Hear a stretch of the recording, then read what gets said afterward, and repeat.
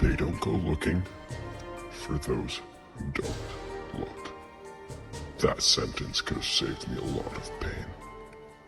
2017, September 3rd. I like to have some leisure time before I started the day, so I would make myself some coffee to drink on the porch, just before the sun would come up. The cool air was always relaxing, and as I was in my somewhat meditative state, I noticed a blue luminescence that lit up from somewhere behind the trees. It looked like maybe it could be the moon, but no. It was an orb of blue light, seemingly levitating far into the forest. "It's pretty!" The words leapt out of my mouth. I didn't feel like I was the one who said it. It's pretty? I mean, I guess. I couldn't really see it all that well.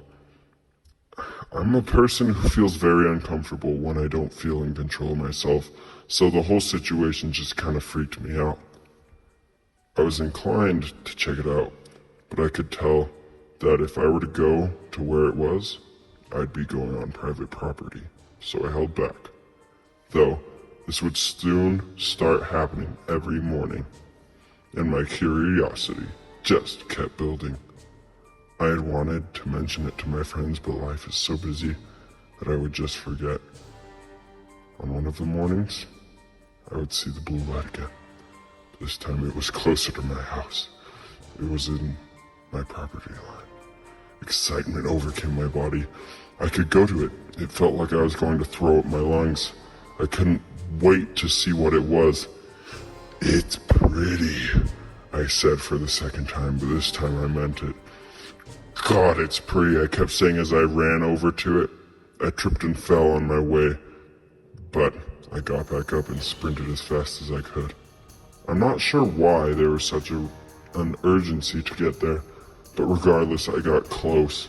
I looked up at it.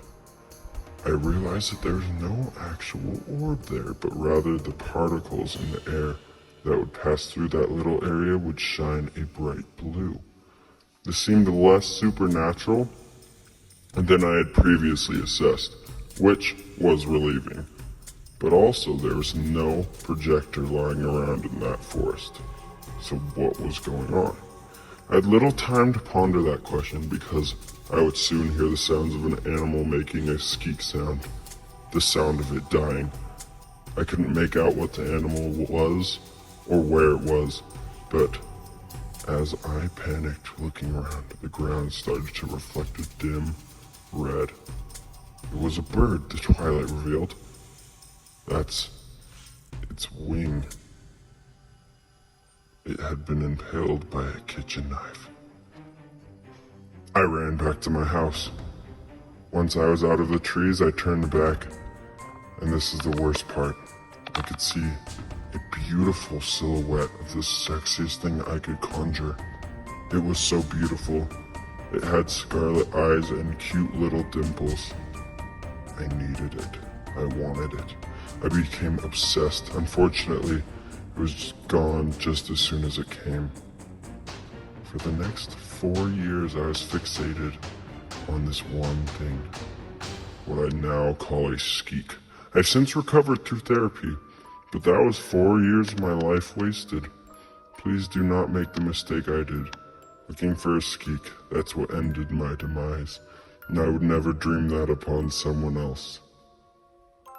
They don't go looking for those who don't look.